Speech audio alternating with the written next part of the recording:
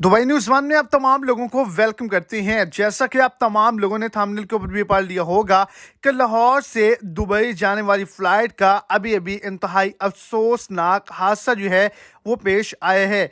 250 से ज्यादा जो मुसाफिर थे वो इस फ्लाइट के अंदर सवार थे, जो कि तमाम के तमाम अपनी जान की बाजी हार चुके हैं। 48 घंटों के लिए पाकिस्तान और दुबई के तमाम एयरपोर्ट्स पर भी इमरजेंसी को नाफिज कर दिया गया है। इसके पीछे क्या वजूहात हैं, तो वीडियो की डिटेल जानने के लिए वीडियो को एंड तक लाजमी तौर पर देखें। और अगर इस चैनल पर आप फर्स्ट टाइम है तो लाजमी से चैनल को सब्सक्राइब कर दें, इस वीडियो को लाइक कर दें और अपने दोस्तों तक इसको ज्यादा से ज्यादा शेयर करें।